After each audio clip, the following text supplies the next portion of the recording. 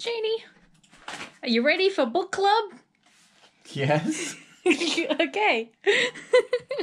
Let's go.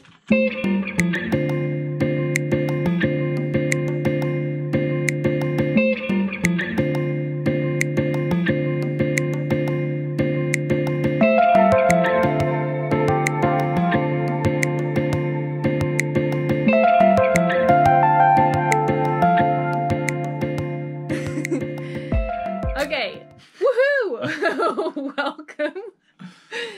I guess everyone knows by now that we're self-isolating and doing all that kind of stuff. So we thought it would be interesting to do some kind of a book club. The Isolation Book Club. Oh. Yeah. Are we going to look at the camera? Yeah, we can look at the camera. Down the lens? Well, you don't have to stare it down. Wait, have you read any of mine? I don't think we've read the other person's. I can't see all of yours, but I think I have... Oh, there we go. I haven't read any of those. And I haven't read any of yours. So this is actually... Oh, it would look... Perfection. Okay. Yeah, I'm just trying not to bump the leg of the table. It's unlucky to sit on the leg of the table. I'll never get married, but I guess you know that, don't you? So we've each picked... You've picked 5, and not to be outdone, I have chosen 6. Oh, you said pick 5, and then you've chosen 6. That's not really fair. You. But I just want to say, before we start, so we love reading, both of us. Did you know that when I moved to the UK in 2014, I only had 2 books? I had one in my handbag and one in my suitcase. Okay. And when I met you a few months later at the end of 2014, pretty sure you only had about 3 or 4 books. One of them was one you had just taken from college. Do you remember that? Yeah. Well, the college halls were closing down, and I just grabbed one of the books because they were going to get mulched I think otherwise. you had read it and was I like, read it's it terrible. And it was terrible. I think it's actually one of paper. Yeah, I think it's actually one of the only books we've actually ever thrown out into a charity. We threw it away. Okay, good. I think we did throw it away. It deserved I know far I'm like worse. super protective about throwing books out, but anyway, I went around yesterday and I didn't count exactly how many books we have because I know we have some like under piles and like on coffee tables and things like that, but I did a basic head count of how many books. So in the past 5 years, do you want to take a guesstimate how many like books? 120? 200? Upwards of 400. No, that's not even that is possible. True. That's way too many. Well, that's how many books we have in our apartment. It's worrying. Okay. That is not including violin music. Oh, yeah. Which takes up, like, maybe another 100 books. Like manuscript, violin and sheet piano music, and manuscript and all that would be even more. It doesn't include the book that I use to write down all the other books that I've read. Which, by the way, that's a great recommendation. The book of books. Well, it is. It's called Books I've Read. You can find any brand, but I was given this. I think my mum bought it for me. You could just use any cheap Well, book. You can, but it's really nice like because it's blank, in alpha. Well, it's like an address. Book. Yeah, except that it's like well, you can if you want to go chronological order. Yeah, this is alphabetized. Could use the only problem is when you get hooked system. on one particular author, like I remember loving Jodi Picoult, that my P section was completely full, so I had to go to the J section. So her books are split up between Jodi and Picoult. Could also use a Google spreadsheet or something to Come on, track. that goes totally against I know. paper and the beauty of books. That please don't read on your computer. No, maybe don't read on your computer, but if you want to keep track of like all the books you've read, it's cool. Okay, right. Don't knock my books I've read book. Do you want to start? Okay. Well, wait. Did you actually explain what this is to begin with? It's a book club for during the quarantine of COVID-19. I mean, for you, this is an average week. Yeah. Because you work from home anyway. A lot of the time, yeah. A lot of the time. I'm sure we're going to get really sick of one another soon, but anyway. I'm sure maybe Shane's already sick of me. Okay, shall we start? Okay. Okay. Do you want to go first? Bang. Yuval Noah Harari, Sapiens. I don't know where I have to hold it that you guys can see it.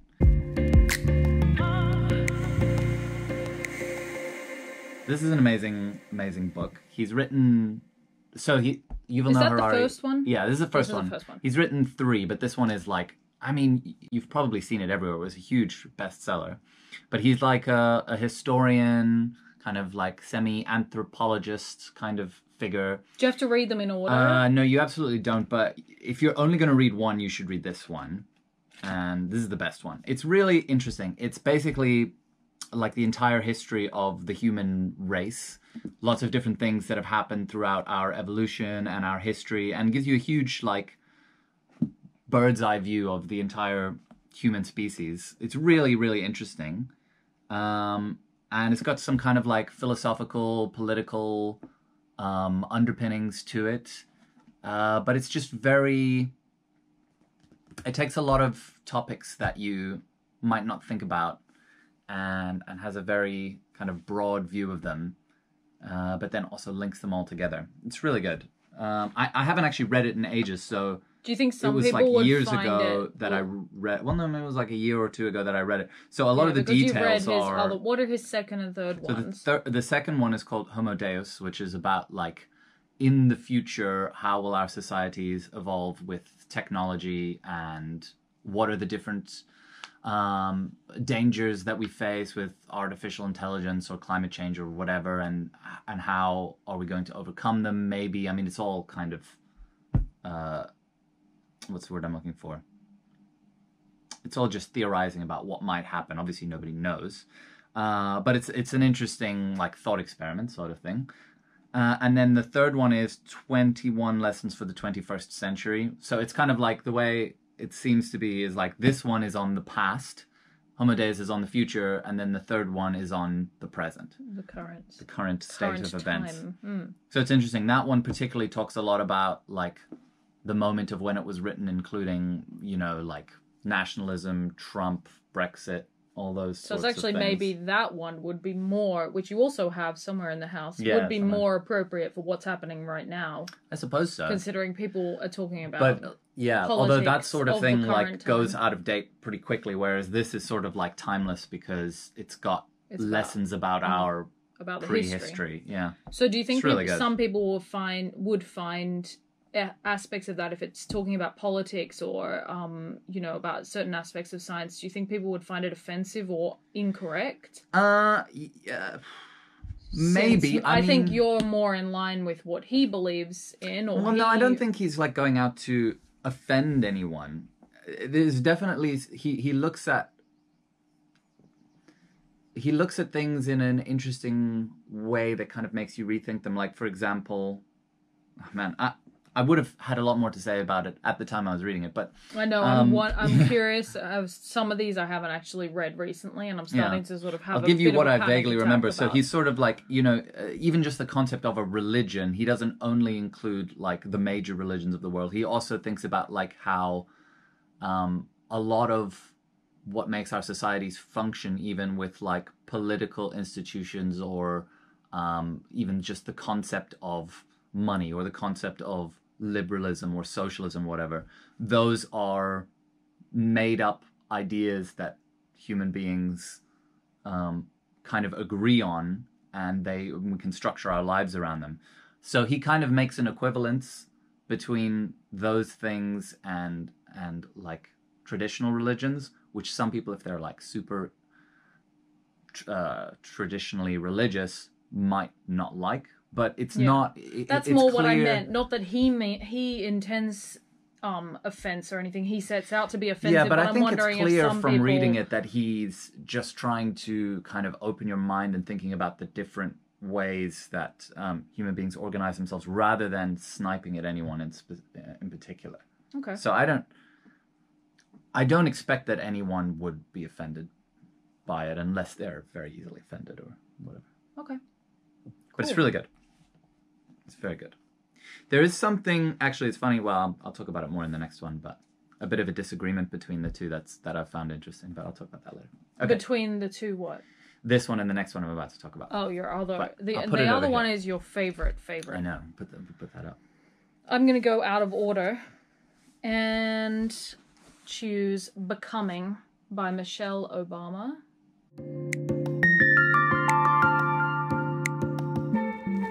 So this is kind of Michelle Obama's story. Obviously, it's about becoming Michelle Obama. I guess she that title kind of works both ways. Mm-hmm. That it's Becoming by Michelle Obama, but also how she became the household name of Michelle Obama, how she ended up in the White House and all that sort of stuff. So it's very interesting because it goes right from her childhood and her family, and you can kind of see how her family is structured and how that led her to fall in love with Barack Obama and their life together. And also it talks a lot, obviously, about his life from when she met him and they started dating to how he ended up as the president. And you can kind of see his steps going through of how he ended up as president and why he wanted to go into politics and things like that. So it is really interesting, and it's super femme power. Obviously, if you're a fan of Michelle Obama anyway, you obviously love like powerful women and all of that great message that she sends out there. So it's a lot about that. Not that she is saying that about herself, but just in the way she writes, she's super intelligent and everything like that. It does have one of those typical pages in the middle with the pictures, you know, of their past, which is also super interesting. You can see what her parents looked like and what she looked like as a child and what her and Barack Obama looked like when they first met. I don't know why I say Barack Obama. I can't say just his first name. Barack. What they look like when they first met and having their children, their 2 daughters and everything like that. So it is really amazing. Probably especially more, I don't mean this in a sexist way, but I think especially for women, it's got it holds a lot of like power.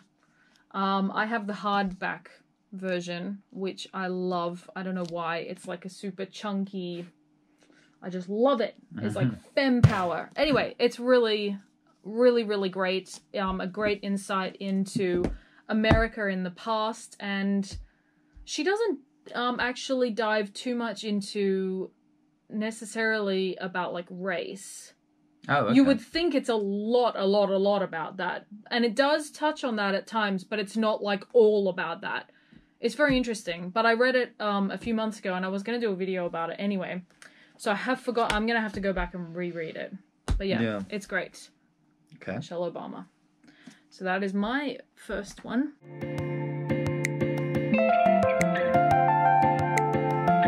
Okay, book number 2 for me. You can see here my well-worn copy of David Deutsch, The Beginning of Infinity.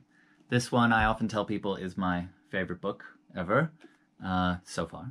Oh, and I would say you always tell people. I always tell people that. You didn't really hold it close enough, but can you just have a look at this poor book? Well, I mean, I was also like reading it on the tube when I first got it, and I didn't have a nice book bag, so I probably mistreated it a little bit. But yeah, I've also read it. It's loved many times, and frequently will just go, oh, you know what I really want to do? I really want to reread chapter 12 or whatever, and then I get it out and just reread that chapter. Okay, so what is Maybe it? What for is the the more point? dedicated So it's basically like a popular science book, but it's not like any other popular science book I've ever read, because it doesn't just like, oh, isn't the universe amazing, teach you about that. It's much more about very, very broad, deep concepts in philosophy and science, and epistemology, which is the study of knowledge. And it really, like, reading it is incredible because it changes the way you think about so much about life, in a good way, I think. So it's basically the beginning of infinity. That term is about how human beings are and always will be at the beginning of an infinite potential journey of knowledge creation, which is really like quite an empowering and optimistic idea, because it's almost like parts of it are just refuting things you took for granted, but in a way that you're like, oh, now I can definitely see that they're wrong. Like even a simple one, like empiricism, the idea that knowledge comes to us through our senses. That's something that you grow up just thinking, yeah, your senses, you see something, therefore you know about it. But that's completely false.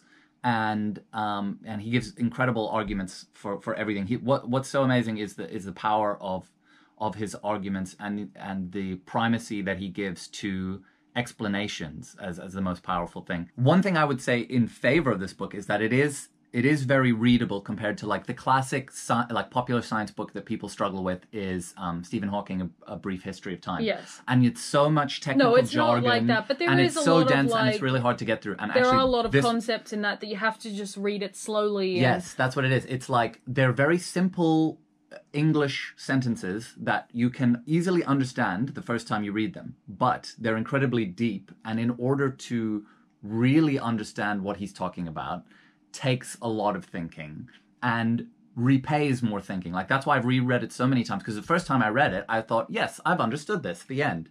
And now I go back reading it for the 10th time and I'm like, oh no, actually there's something in there that I didn't get the first time. And only through having thought about it more and thought about other things am I now understanding it in more detail. The other thing is that there's lots of really interesting little different ideas in there that you can visit that like one that I always use when I'm trying to tell, because a lot of our friends are musicians, and I'm trying to say, oh, you would love this book, and here's a really interesting thing that you might like in it. All of our friends are musicians. I'm like, there's a chapter here which explores the question of, are aesthetic values objective or subjective? And like 99% of musicians that I've ever spoken to have said, well, obviously aesthetic values are subjective. It's just up to your taste, it's up to culture, it's up to individual personal experiences and what you like and don't like. And that's kind of like, in my opinion, that's like the status quo. That's what everyone thinks. But he gives a really interesting argument that says that aesthetic values, not just in music, but also in art or literature or whatever, that they're actually objective.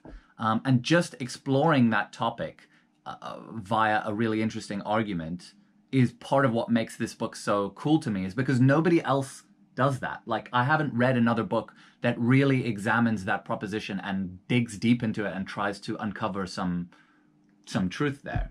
So, and that's just one of the many chapters. There's lots of different things. There's things about the evolution of culture and artificial intelligence. And again, he has a completely different view of artificial intelligence than most of the people that you might read out there, you know, like Super Intelligence, the Nick Bostrom book, or anything else like that. So he's got a really unique view, but it's all grounded in a really like powerful and interesting philosophy, which I will say is borrowed heavily from Karl Popper, I've since learned. So if you like Karl Popper, he expands on his I'm going to wind you down ideas. like Michael from The Office.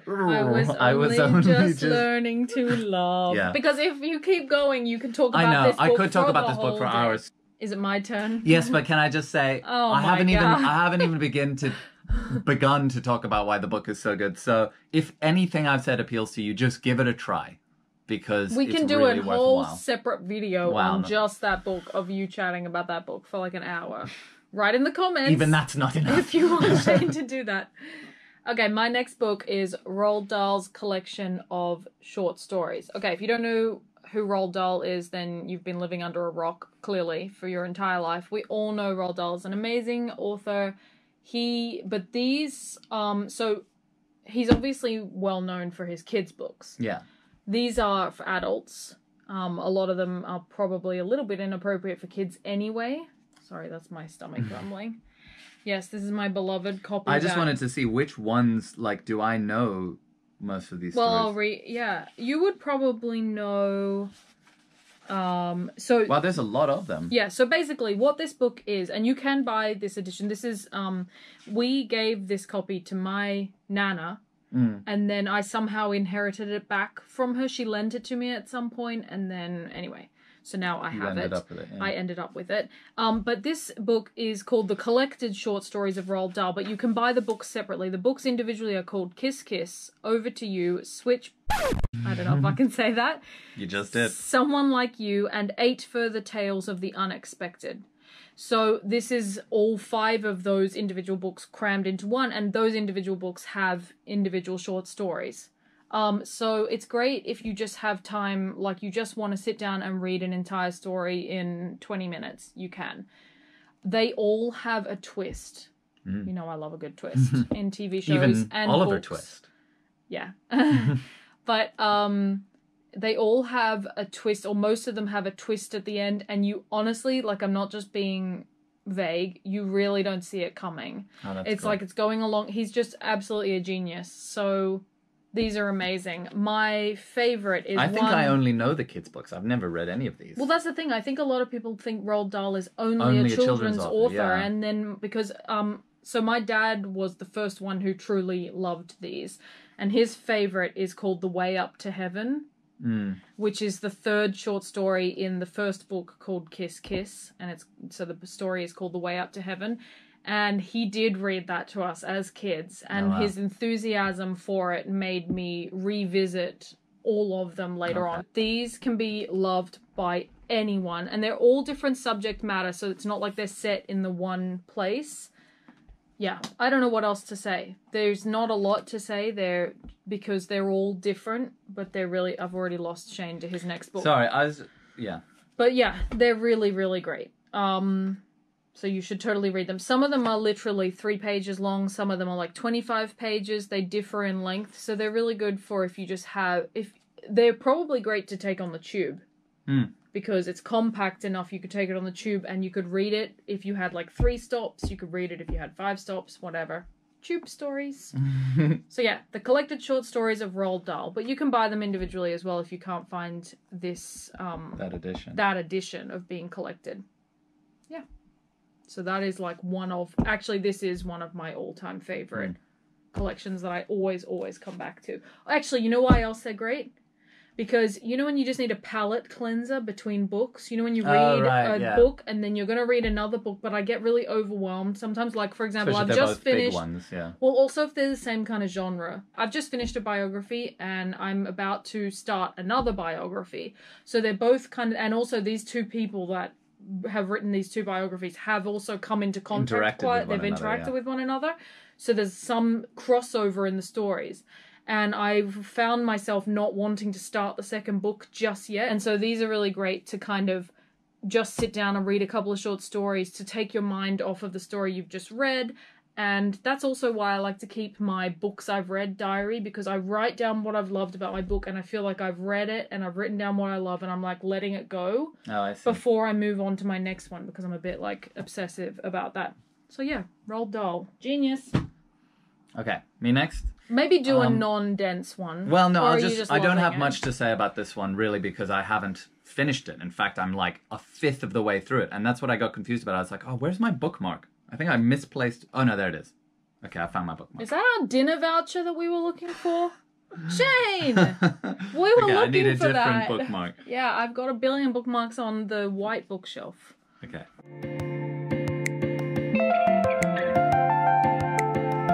Okay, so the next book is G.E.B., Gödel, Escher, Bach, An Eternal Golden Braid.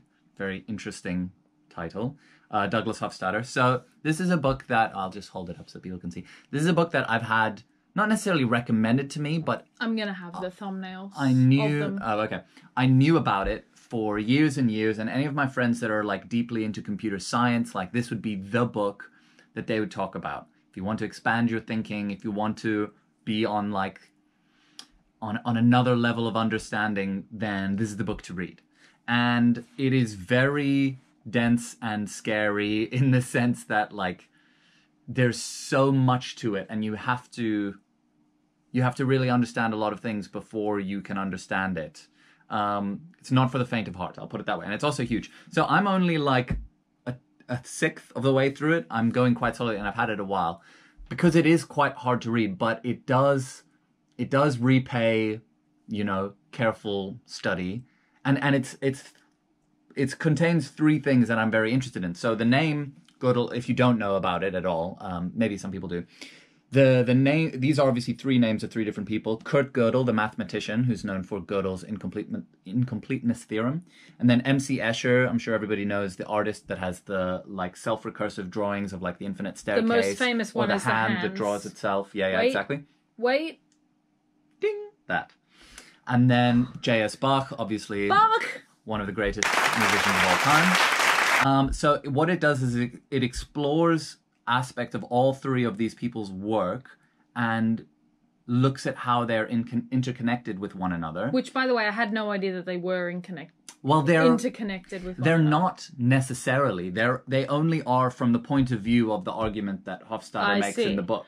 Yeah, that's it's not what like they confused met me each when other or anything like that. No, It's I nothing know to do that, with biographical. but what confused me is like, were they inspired by one another? No, I don't think so at all. It's more that like Hofstadter is inspired by all three of them and has drawn connections between them. And the connections specifically come down to their work. So Escher, like I said, self-recursive, that's what it's all about. It's about a piece of art that refers to itself. And then J.S. Bach, similarly, can be self-recursive in some of his pieces. And then Gödel, specifically, the incompleteness theorem refers to itself. And it's all about how do these different ways of being self-recursive underpin our consciousness. So that's kind of the end goal of all of this, is understanding more about human consciousness. Now, I will say this book is actually almost 50 years old. I think it came out in 1972 or something. So that's nearly 50 years. So it's not like on the bleeding edge of science or anything, but it is like, there's nothing else like it as far as I'm aware. And it's a deeply interesting subject. Basically, I can't talk about it too much because I've only read, like I said, like a sixth of it.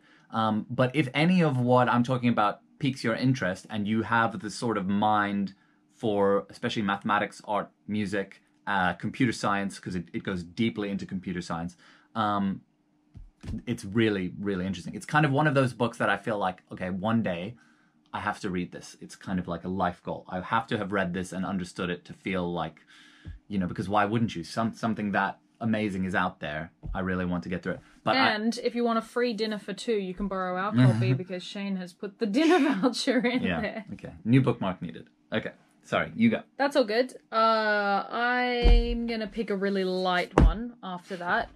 This is definitely a light read. So my next book is Kitty Flanagan's 488 Rules for Life.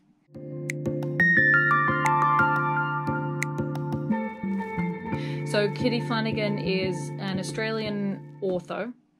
Well, now she's written this. But I would classify her more as a comedian, I guess. You might have seen her, if you live in Australia, on some of the TV shows. So this is relatively new. So you know that this is like a parody of a very popular book by Jordan Peterson called some number of rules for life. Yeah, 12 rules for life. Okay, yeah. That's why she's scribbled it out and she's put 488. So this is really great, again, I mean, for a very, very, very different reason. Like the Roald Dahl book, which is absolute genius. I'm not saying she's not intelligent, but Roald Dahl is like pure, those stories are like pure class. This is fun for reading on the tube or on the bus or whatever, because it is so broken down into just paragraphs, because it's literally a list of 488 rules for life. So I'll read one.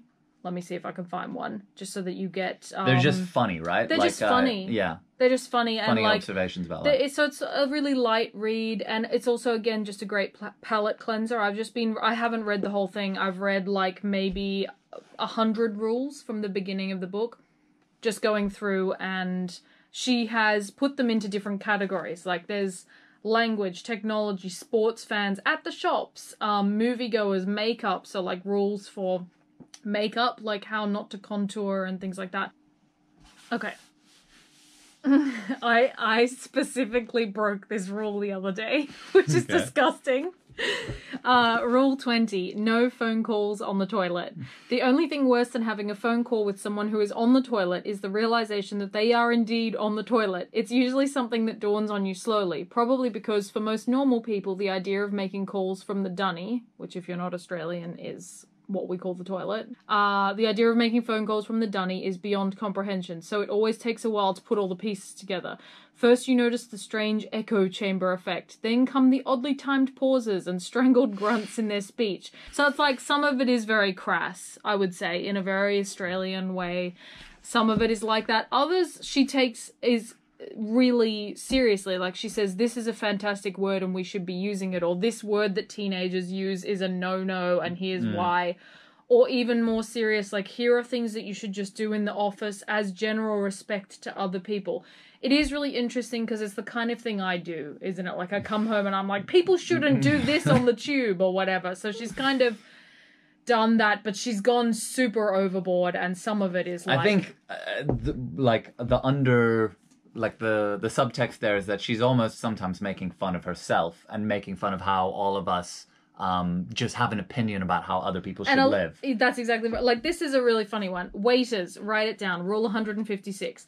No one will think any less of you. Trust me when I say that nobody is impressed by the fact that you apparently are able to remember everything without writing it down, because it's so true. You know, when you go to restaurants and they're trying to take your order and memorize it. And I'm like, why are you doing that? Just use a paper and pen. So I'm fine. I'm like reading it and I'm like, yes, as I'm going through. But then some of them are like a bit overkill. And she says at the beginning of the book, you can either take it or leave it. Like, you can either take the rule or you don't have to agree with it. Just use whichever ones you think are appropriate to you, or just read it. I mean, I'm not reading it really as a rule book. No, I'm reading it more as like a comedy. It's a comedy book. Yeah. It's a comedy book. But yeah, it's really light and fun, and it's yeah, this is good. She has a lot of rules, but they're all pretty good. Pam, Kitty's friend. Yeah. So yeah, I think because it's only just come out last year, it's maybe a little bit more difficult to get your hands on. Like, I couldn't find it on the UK Amazon at first because it's Australian, but then I found it on Book Depository and they sent it. And yeah. Okay.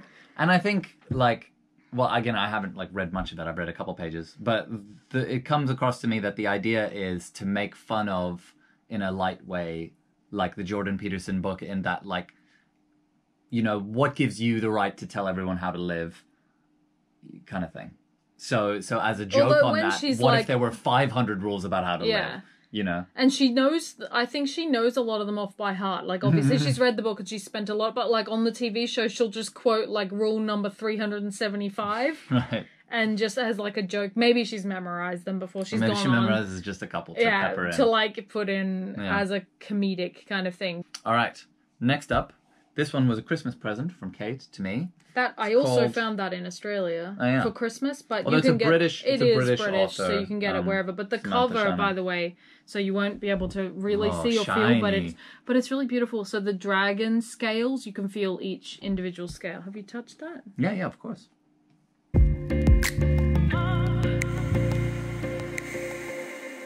It's very cool. Okay, this is The Priory of the Orange Tree by Samantha Shannon. So, again, this is a book I haven't finished. You can see I'm doing pretty well.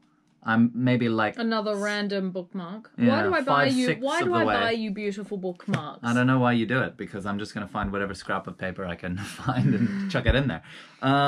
So this is like a big, dense fantasy book. It's a completely like unique world. It's not anything...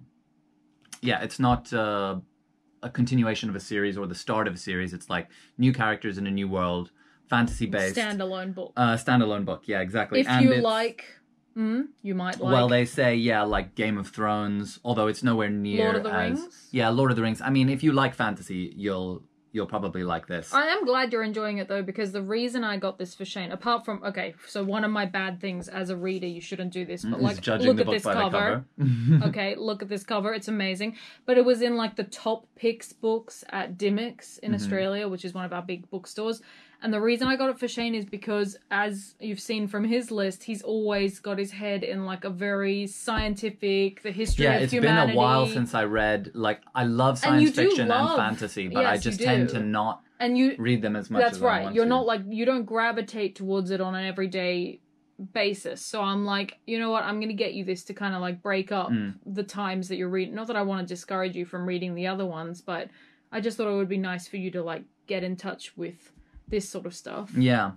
So it's interesting. It's kind of a retelling of the story. Well, it's not really, but it draws inspiration from the... I really want to read it. Yeah. From some like traditional stories about dragons. Let's put it that way. But it's got its own unique flair to it. It seems to be very... So it's set in its own world? Set in its own world, totally. It's very, like, all the... You said there were a lot of characters. There are, but not as many as a Game of Thrones or anything like that. I wouldn't say it's beyond... There's like three main characters that it sort of focuses on. And they're all women, funny enough. Like, even on the back I can see here, it says, quote, a feminist successor to The Lord of the Rings. I don't think that plays a huge part of it, and I think that's kind of what's good about it. It's like, yeah, they're women, realize. but the book doesn't, like, make such a big deal about it that it's kind of like hammering you over the head with its philosophy. I think it's just like a good fantasy book, and the writing's really good. The writing style is really interesting. The only thing I've felt so far is maybe it's like a little bit long. Too drawn out. A little bit drawn out. It's hard to say because I haven't actually finished it yet. Where they're like, look at this tree, and the tree has da da da da. No, it's nothing. It's nothing to do with that. Yeah, I do know what you mean. Where there's just like too much detail for no reason. No, it's not that there's too much detail. It's just like some of the events that happen don't seem all that consequential to the main story. Maybe they're a little bit of fluff. Kind of feels like. But then I don't know again because I haven't reached the end, so maybe it's going to bring them all together, and then you're like, oh, okay, I understand why I needed to know that in order to understand it. But it kind of feels like where I am now is like I'm on the, I suppose you could say this about a lot of books, but I feel like I'm on the home stretch and I pretty much know what's going to happen. It's just about the details of what all happened. So you think there's not going to really be like a twist? Well, there already was one little twist actually in the section I just read the other day. So maybe there's more to come. It's interesting. Okay. My next book... I'm enjoying it. Put it that way. But that's good. As long as it's enjoyable. I'm glad you liked it. I wasn't sure because I literally picked it up and I thought, that looks really cool. I read the blurb, but I didn't really... I wanted to read it as well, but I just thought it was like, the people who work in the bookstore, they get to like go around and do like their favorite picks. Yeah. Or whatever. It was like one of their favorite things. So one of my favorite genres of books and topics in general is cults.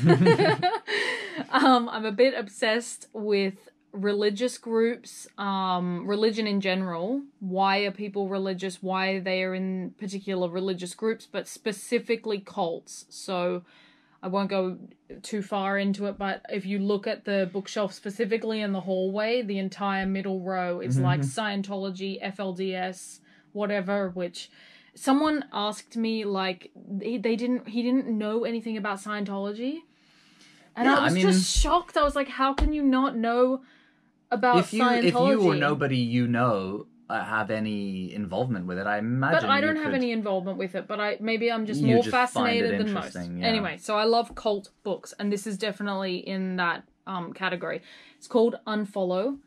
A Journey from Hatred to Hope, Leaving the Westboro Baptist Church. So straight off the bat, you can see what it's about. It's by Megan Phelps Roper. If you don't know the name Phelps, then maybe you haven't heard of the Westboro Baptist Church. But basically, it's a Baptist church, but it's a very separate group of Baptists who are mostly, like 80% of the church is made up of this one family, the Phelps. It was founded by Fred Phelps, and like your science books, I could just talk for like 3 hours on this. But essentially, this is one of their one of the grandchildren of the founder of the church. Or you could argue it's a cult. I would say it's probably more a cult than a church. And they're famously known for like picketing funerals and holding up offensive signs. Yeah, so they're from Kansas. If you've seen pictures of people like holding up signs, I'm not going to say what they are because they're offensive and I don't want that sort of stuff on my channel, but anyway, you can go look them up. Type in Westboro Baptist Church right off the bat. The images are all going to be them holding signs at soldiers' funerals and things like that, which a lot of people find them really offensive.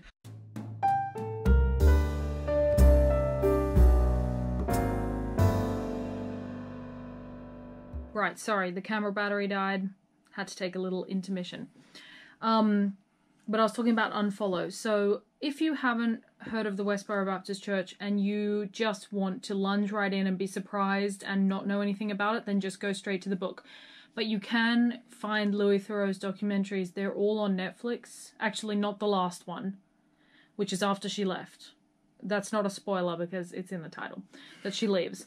And this book is incredible. So it's a little slow at first because it's kind of like going through all the details of how they start picketing and all that kind of stuff. But as it ramps up, I don't know, I'm even like panicking thinking about it, because imagine being in her situation. Any religion that forces you to, basically, if you leave the religion, then you also have to leave the community, all your friends and family and everyone you've ever known.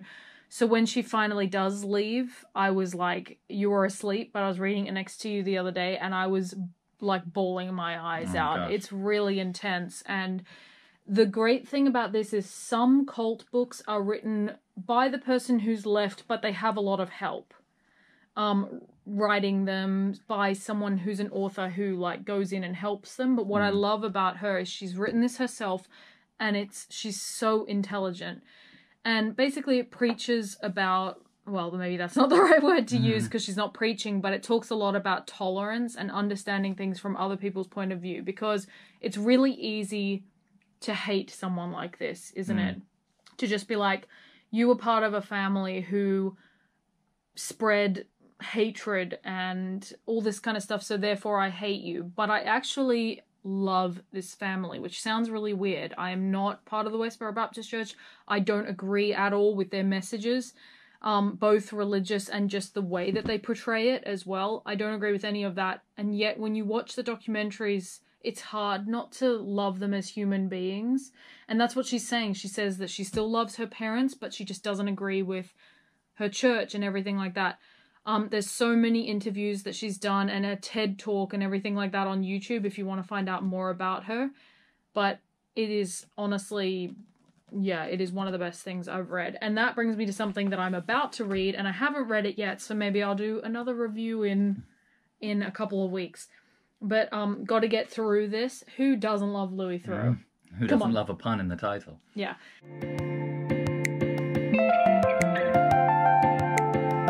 I just love Louie Theroux. Obviously, I have watched probably all of his documentaries, and this is basically all of the strange, bizarre things that he's gone through throughout his career.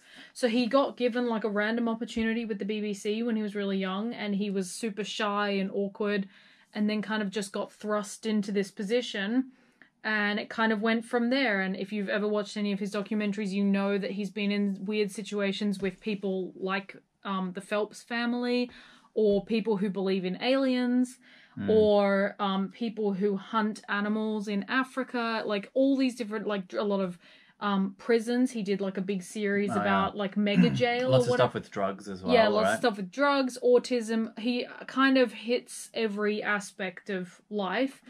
A lot in the States and outside the UK, which I find really interesting. I think he's similar to me, that he's like drawn to issues that happen across the States. Because America is like this huge melting pot of all these really bizarre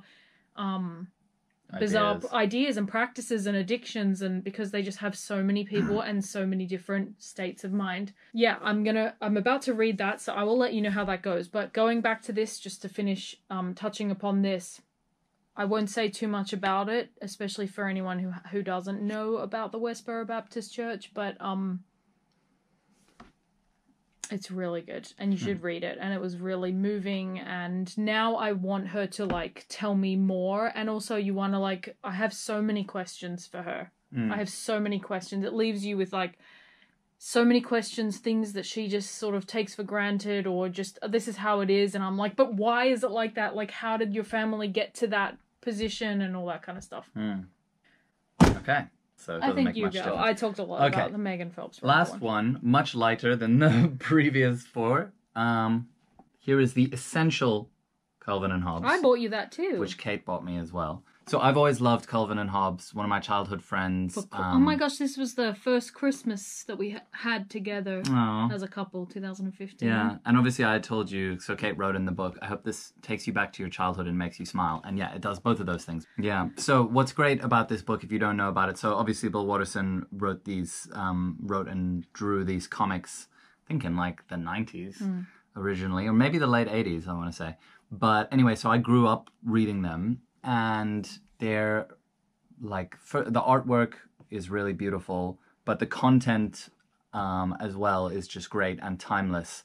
So it's like it's got aspects that appeal to children and that also appeal to adults. It can really because some of my students have one of my students has the entire Calvin and Hobbes collection, which I was telling you about the other day, and I was like, wow. And then I looked it up and I was like, I can't afford it for you right now. No, that's all right. But yeah, so it's like, it's goofy and funny and silly for kids, but it's also like heartwarming and teaches you some lessons about life, even for adults. And it's all in like a really easy to enjoy package. You know, that like you can just read one strip, and even maybe it's just 4 panels long. So it's super good to just jump into and jump out of if you don't have a lot of time.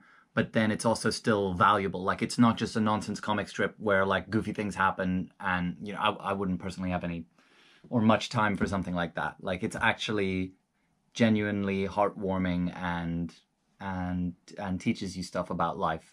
And it's funny, if you didn't know, the 2 characters are Calvin and his imaginary tiger friend Hobbes, which are both named after 18th century philosophers.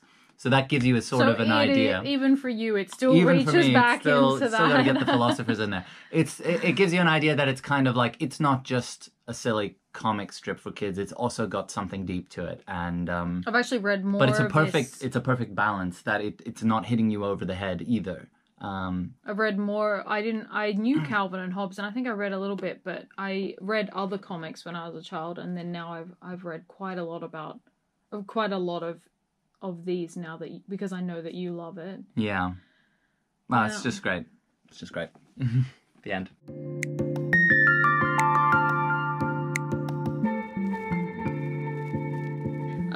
My next one is one I'm actually like thinking to myself, I haven't read this for like a year, but I know I love it. So, is Big Little Lies. It's a TV show, so you can, if you've read the TV show and you want to read the book first. Watch the TV show.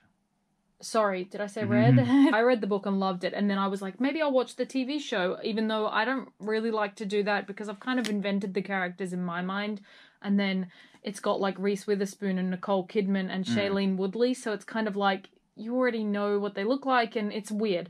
So anyway, I went to try and watch it, and because it was just strange. I'm not sure I enjoyed it. Maybe I didn't give it enough of a chance. But if you've watched it and you want to read it, do that. Obviously, you can tell from the cover it's about 3 different women, different ages. But basically, it's set in Australia, which I love. Anyway, and she has another book called The Husband's Secret, which is also amazing. But yeah, so I've already read a couple of her other ones. But basically it's about these families all living in the same school district, and they all send their children to the same school. And on the first day of school, an incident occurs, and it's like a domino effect of what happens from this incident. And I won't say anything more because it does twist back and forth. You get different characters' perspectives. It's one of those books where it's like the first chapter is one of the women, then the second chapter is another, and whatever. Right. And so what you think you know, maybe you didn't know. Oh, it's amazing. So there's like red herrings and you just when you think like, oh my God, and then there's that moment where you're like, oh my God, and you figure it out. And then sometimes even then in some of her books, you think you figured it out, and then it's even more, it's crazy. So if you like books, like, it's really thrilling. Like, I think I read it in 3 days. Or like 2 or 3 days. I basically couldn't put it down because you're like, oh my gosh, it's a page turner. So yeah, Big Little Lies. If you haven't watched the TV show, don't. Read it first, and then if you like it, you can go and watch the TV show. But also, you should read her other book, The Husband's Secret, which I read before this one, and I really, really liked that as well. But yeah, I can't say too much about it because it'll give it away. I know this is totally not your type of book. I mean, the other ones I'm recommending. I might enjoy it if I gave it a try. I think you would enjoy it if you gave it a chance. It's just about forcing you to give it a chance, because you look at that and you're just like, no. Well, be honest. Yeah. I know it's not really a thing, but yeah. Oh, it smells so good. The book smell. But yeah, that one is really good. And my last one, I'm just going to dive right in. This is very, very different to a lot of the other ones. This is more of a collection, I guess, rather than stories. It's called A Velocity of Being, Letters to a Young Reader. So it's a collection of letters. So every page is a letter, and it's got beautiful artwork. I don't know if you can see that. Each, it's got various different styles, and yeah, it's just a very, very beautiful book, as you can see. My mum bought it for me and just thought it would be really inspiring for me because she knows that I'm trying to write my own book and that I just love reading. And what's interesting is the letters are from like people who are from all different walks of life. So there's Yo-Yo Ma and Jane Goodall, and I think there's like Holocaust survivors and what Beyonce, like just really when she sent it I thought, oh, it's going to be like all one particular group of people, but when you start going through, it's very, very diverse. So it's scientists, philosophers, artists, musicians, just people who are inspiring, human beings who are inspiring. And then there are about 20 different artists who've done the illustrations throughout. So it's just a big collection of that. Obviously, I haven't read it all. I didn't even read it in order. I actually just started flicking through and just opening up to art that inspired me. And if you just even have 2 minutes, this could be your little Bible. You know, people just read their Bible in the morning or whatever it is that y'all do. And so this can just be something like you want to read it with a cup of tea and you just flick it open to a page and have a look at the artwork, be inspired. And then it does give a little like background info on the person who's written the letter at the bottom of the page. And then I think it's great. It's one of those books which I would classify as a springboard book.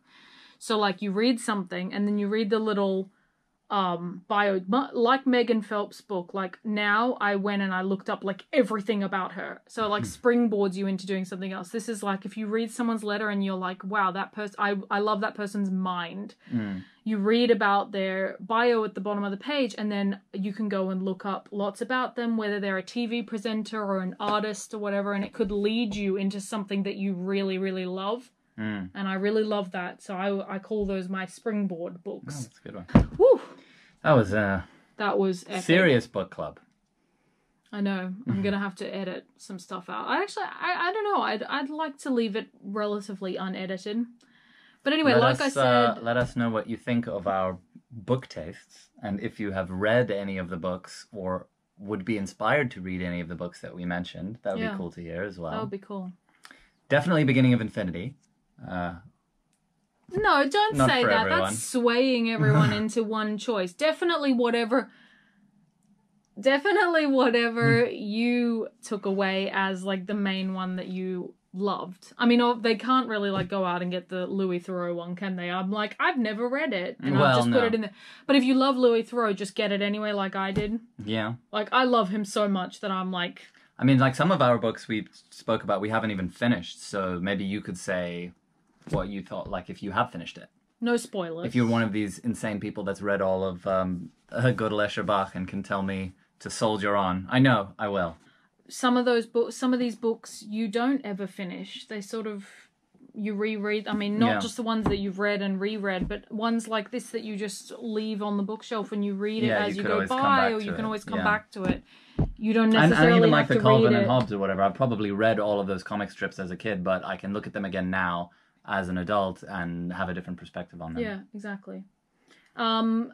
Yeah, I guess we might do something like this again next week if we're still cooped up. Who knows what's actually going to happen? We're sort of apparently waiting. We have 400 plus books, so we have plenty to talk about. As if you didn't know we had that many. Come on, look around. Yeah, it's hard to estimate things like that. It is hard to... I estimated, okay? It might be something like 350... Oh, I forgot there's even books over there as well. Okay, you're probably right. Oh, yeah. Oh, I didn't count You those. didn't even... Okay, cut the video. We're trying not to panic. We want to inspire other people to be creative and read and watch TV and fit in all of these amazing art forms. Side. Look at the bright side of just being able to... Have the but we're homebodies. I think you true. and I deal with it a little bit easier. And I understand other people are more fearful about losing income and things like. We're lucky we fit in a project before we started the lockdown period. But yeah, so we might do something like this again. We could do a TV series / movie edition. Although we can't use our wonderful theme tune. We'll just record a new one. Anyway, so that was the COVID-19 book club. Woo! Woo! Bye. Bye. That was fun. Yeah.